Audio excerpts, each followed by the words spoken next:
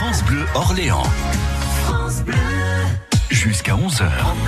Voyez la vie en bleu. Eva Milo, Bruno Berthier. Stress, problèmes de sommeil, timidité, angoisse, phobie. Il n'y a pas que les adultes qui peuvent avoir ces problèmes, les enfants aussi, notamment à la reprise de l'école. Une piste pour soulager tous ces maux, l'hypnothérapie. Et justement, tous les mercredis du mois de septembre, le Centre d'hypnothérapie régionale d'Orléans propose des séances sans rendez-vous.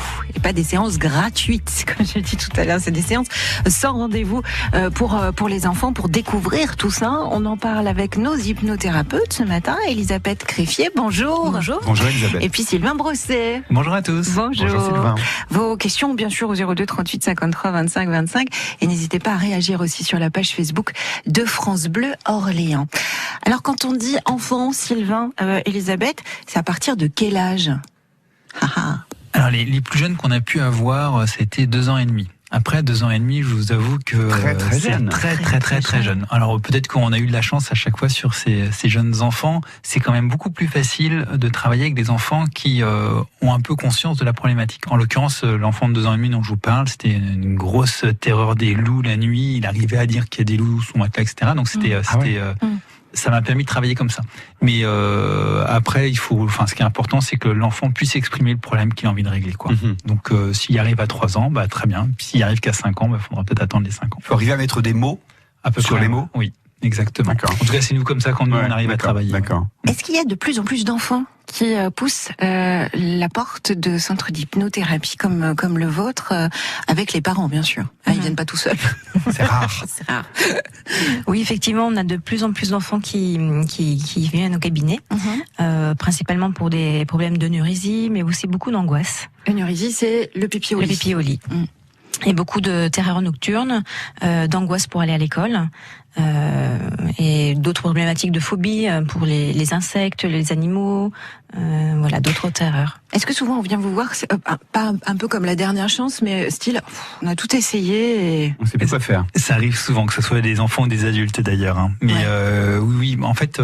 il y a beaucoup d'enfants qui nous sont envoyés par des pédopsychiatres qui ont essayé pas mal de choses avant, et donc du coup effectivement aux yeux des parents c'est un petit peu la dernière chance. Ce qui est pas toujours évident d'ailleurs avec les enfants, parce que les enfants ils ont été trimballés d'un professionnel à l'autre, et au bout d'un moment ils sont las de devoir être en vis-à-vis d'un professionnel avec peu de résultats.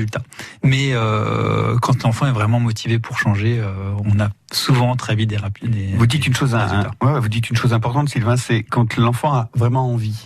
C'est indispensable. C'est-à-dire qu'un enfant qui n'a pas envie de changer, qui vient parce que les parents ont décidé que ça c'était à changer, on peut pas travailler on n'a pas de levier de changement, si vous voulez, avec cet enfant. Ce qui fait que des fois, effectivement, j'ai les parents qui arrivent avec la liste de courses. Moi, je veux que mon enfant il ait plus confiance en lui, je veux qu'il range sa chambre, comme si on programmait un robot, quoi. Et non, ça marche pas comme ça. Et puis même d'un point de vue éthique, moi, j'ai pas envie de changer un enfant qui n'a pas envie de changer. Donc, il y a des fois, il y a des problèmes qui peuvent paraître graves pour les parents et qui ne le sont pas du tout pour les enfants. Ça peut aussi bien être le pipi au lit, comme on disait tout à l'heure. Il y a des enfants pour qui ça ne dérange pas du tout, en tout cas quand ils sont en bas âge. Et puis des problèmes qui sont parfois plus graves, comme la dyslexie ou de genre de choses qui peuvent poser problème à partir d'un certain âge, mais en bas âge, l'enfant n'est pas contrarié par ça. Et tant qu'il n'est pas contrarié, il n'y a pas de motivation pour changer. Et s'il n'y a pas de motivation pour changer, nous on peut difficilement travailler avec lui, quoi. Ouais. C'est ça, vous allez vous retrouver devant un enfant qui est fermé et qui va pas participer, parce que on va l'évoquer dans un instant. Ce qui peut réussir, c'est que l'enfant collabore et vous allez. C'est un échange en fait. Complètement. C'est pour désacraliser un petit peu l'hypnothérapeute qui est devant et puis qui va pas hypnotiser votre enfant. C'est pas juste une programmation du cerveau. En fait, ce qui est beau dans cette technique avec les enfants, c'est que on est très très loin de l'image d'Épinal de l'hypnotiseur qui endort. Et je reparlerai peut-être tout à l'heure, mais vous allez voir que c'est très sympa. On va en parler évidemment. Comment ça se passe une séance avec les enfants? Est-ce que c'est vraiment différent des adultes? On en parle dans un instant dans La Vie en Bleu ce matin sur France Bleu Orléans. 9h-11h, voyez la vie en bleu. Eva Milo, Bruno Berthier.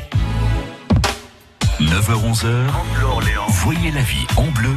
Eva Milo, Bruno Berthier. La vie en bleu, la vie en mieux.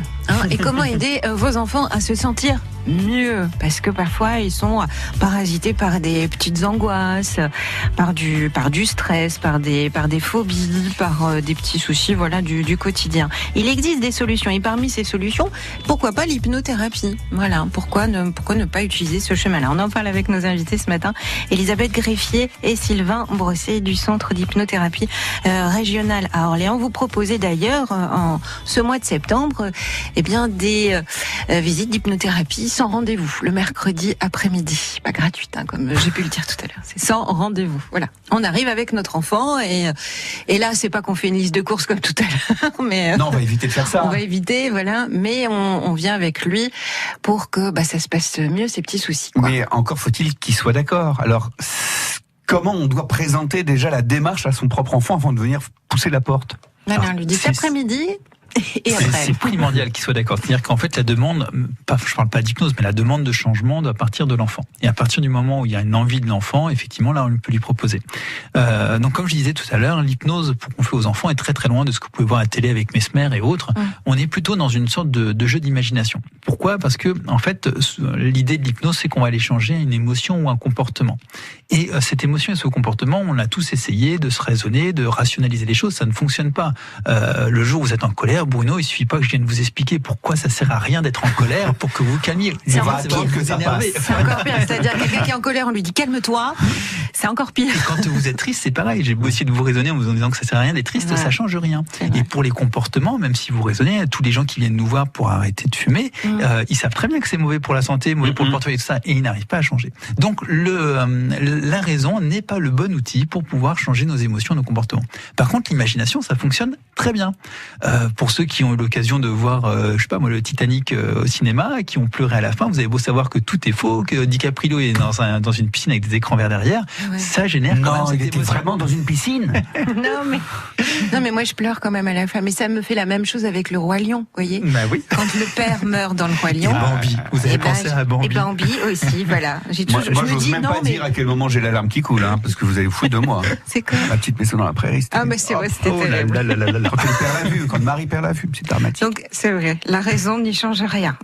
Mais l'imagination change beaucoup de choses. Et c'est pareil quand vous regardez des films fantastiques comme Bilbo le Hobbit, vous savez très bien que les dragons, les orques, tout ça, ça n'existe pas. Et pourtant, quand vous êtes pris dans le film, là, vous avez peur pour Bilbo. C'est vrai. Donc, cette imagination, on va s'en servir nous aussi dans la séance d'hypnose. Donc, on va mettre l'enfant, généralement, on lui dit de fermer les yeux, c'est pas une obligation, mais ça lui permet d'être un peu plus centré sur ses images internes. Et à partir de ces images que lui va nous proposer, on va changer ça avec l'imagination pour trouver une solution avec ses sensations, ses ressentis et sa manière de percevoir les choses au niveau interne. Imaginons un enfant qui arrive à la grande école et qui est timide, qui souffre de timidité, de manque de confiance en soi, de mal-être du coup avec les autres. Qu'est-ce qu'on peut faire? Alors, on imagine quoi là à ce moment-là? Il y a deux cas pour ce contexte. Il y a un cas où effectivement l'enfant à un moment donné a perdu confiance en lui, donc est devenu plus timide. Mais ça veut dire qu'on a une référence avant où il était bien, il était fort. Il y a un point de départ. Et puis il y a un point de départ, puis on a une référence avant. On sait comment être. Donc dans ces cas-là, c'est assez facile de le reprogrammer quelque part pour qu'il redevienne comme il était avant. Pour un enfant qui a toujours été timide, etc., on est plus dans une démarche de coaching où il va falloir qu'il apprenne ce que c'est que la confiance en soi. Et comme la confiance en soi, pour les adultes, c'est à peu près clair ce que ça veut dire, mais un enfant de 6 ans, quand on lui demande c'est quoi la confiance en soi, il sait pas trop ce que c'est. Et donc il va falloir trouver d'autres stratégies pour lui. On va continuer à parler de tout ça avec vous, bien sûr. Nos invités ce matin, le centre d'hypnothérapie régionale d'Orléans, Elisabeth Greffier et Sylvain Brossé. Comment ça se passe pour régler les petits soucis des enfants, stress en tout genre? On peut prendre ce chemin. Comment, pourquoi? On vous explique tout ce matin dans La Vie en Bleu. Jusqu'à 11h. Voyez la vie en bleu. Eva Milo, Bruno Berthier.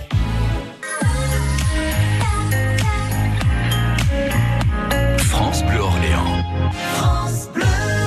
Jusqu'à 11h.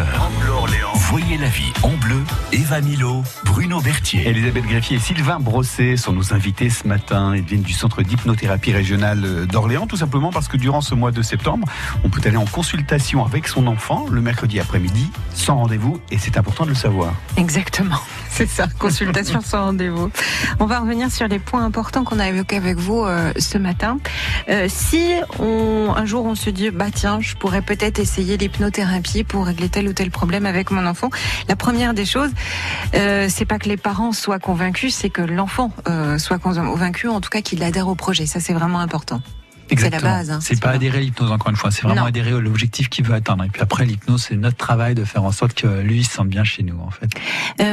On peut revenir aussi sur le fait que c'est pas une hypnose comme les adultes. Enfin voilà, on va pas hypnotiser comme ça votre enfant. C'est pas de l'hypnose spectacle comme Mesmer.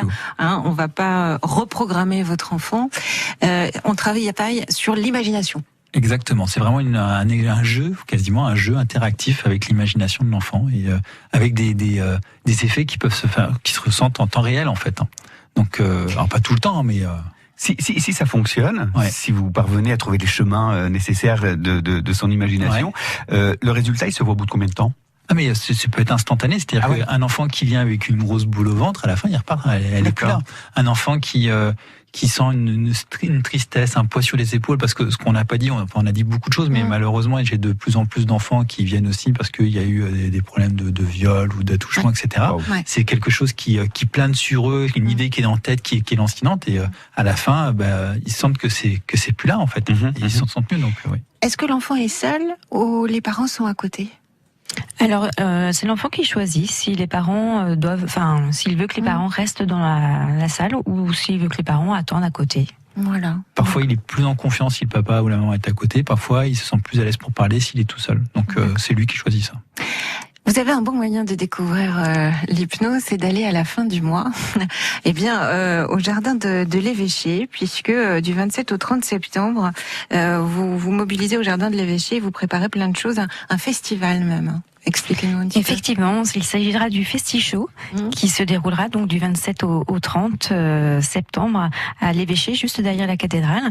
Et là, l'objectif, donc il est organisé par le club d'hypnose d'Orléans. L'objectif étant de faire découvrir tous les types d'hypnose au public. Donc il y aura divers ateliers pour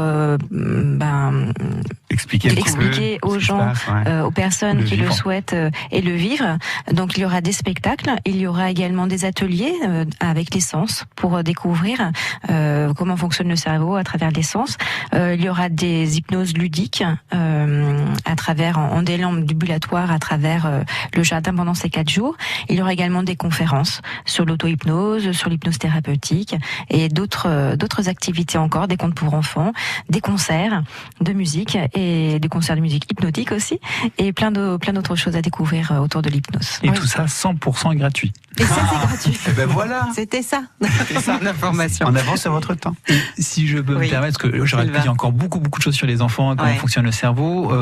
Ce soir et mardi, la semaine prochaine, on donne des conférences gratuites aussi au sein du centre d'hypnothérapie régionale d'Orléans pour aller un petit peu plus loin sur tous ces sujets-là. Donc si ça vous intéresse, sur notre site internet ou sur le Facebook. Oui, ce soir c'est 20h, 20h30, c'est ça? C'est 20h ce soir. Par contre, je sais plus du tout les horaires. C'est par là. Allez, 19h ou 20h au 29 boulevard Jean Jaurès. Voilà. Toutes les infos sur votre site, et pour y arriver, vous allez sur la page France Bleu Orléans Facebook ou sur notre site internet.